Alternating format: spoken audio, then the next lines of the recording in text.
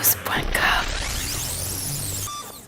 Bonjour à tous, alors je suis ravie, nous allons enfin rentrer dans la période des festivités de Noël et surtout des préparatifs qui vont avec et évidemment le do it yourself déco.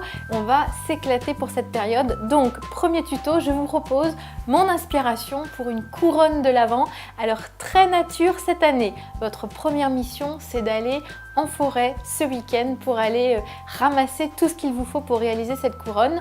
Vous allez le voir, la mienne elle est dans les tons bleutés. J'ai pris volontairement des branches de sapin, de cyprès qui ont vraiment une tendance à être bleutées et on va y associer à la fois des fleurs séchées et des petites choses très festives comme de l'asparagus, de l'eucalyptus ou même des perles. Alors la base c'est la même, chaque année j'ai une structure en paille que je réutilise et donc fil de fer et vos branches de sapin. C'est vraiment la base de la couronne cette année, les branches de sapin que je vais positionner sur ma base en paille tressée et que je fixe à l'aide d'un fil de fer. Le mien est légèrement argenté, vous pouvez en trouver du vert, ça passe peut-être même mieux, ça disparaît au moment de la mise en place. Et on y va, on positionne les branches, si possible dans le même sens, pour faire en sorte de recouvrir la couronne de paille. Ne vous stressez pas s'il reste des trous, vous pouvez toujours, au moment où vous avez fini, piquer à droite, à gauche des branchages supplémentaires pour combler les trous. Et l'étape suivante, c'est de travailler avec de l'eucalyptus. Alors c'est vraiment la plante tendance quand on parle de Noël et quand on fait des recherches sur le net. L'eucalyptus de variété baby blue s'il vous plaît. C'est vraiment les toutes petites feuilles avec cette teinte légèrement bleutée et c'est ce qu'on aime et qu'on va donc associer. Moi je le positionne sur le dessus de la couronne et on sort un petit peu des verres traditionnels de Noël.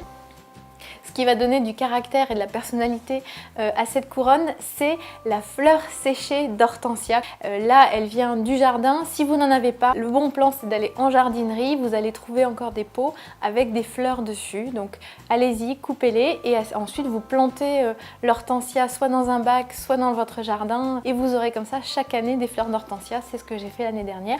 Donc là, elles sont légèrement roses, mais il y a cette couleur un peu passée qui fait un côté très romantique et j'adore. Donc on la fixe, on la pique dans la couronne. Au mieux vous la fixez avec un peu de pistolet à colle pour être sûr que ça tienne bien.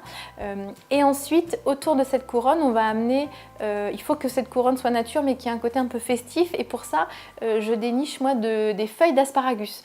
En fait, ce sont du feuillage d'asperges, d'où le nom asparagus, qui ont été bombés. Là, elles sont bombées en blanc, légèrement nacré. Et c'est ce qui va donner le côté festif et casser un peu le côté trop nature de la couronne. Donc là, c'est pareil, on en répartit un petit peu partout. Pas trop, sinon ça va surcharger. Et si vous n'arrivez pas à bien faire tenir, vous mettez des points de colle de ci, de là. Ensuite, toujours pour amener un côté festif, j'ai déniché des plumes de paon. Et je trouve que ça se marie super bien avec la fleur d'hortensia. Donc voilà, j'ai piqué ces quelques plumes de paon que j'ai collées après au pistolet à colle dans les fleurs d'hortensia. Ensuite, il va falloir fixer les bougies. Donc là, c'est la base. Chaque année, je ressors mes bases de bougies, donc une base en métal qui vient se piquer sur la couronne. Si vous avez peur que la bougie tombe, n'hésitez pas à mettre un point de colle. Au moins, vous êtes sûr qu'il n'y aura pas de catastrophe. Ce que vous pouvez faire aussi, c'est une fois que les bougies sont posées, venir rappeler un petit peu de branchage d'asparagus à la base de la bougie, sur la base de la bougie. Et sans venir trop monter et cacher la bougie et risquer éventuellement qu'elle s'enflamme.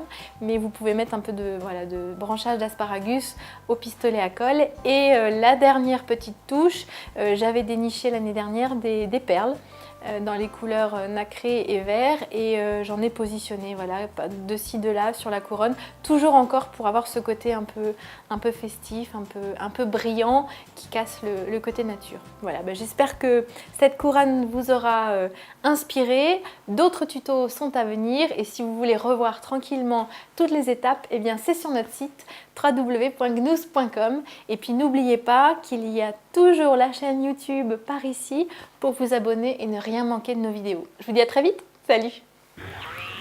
gnous.com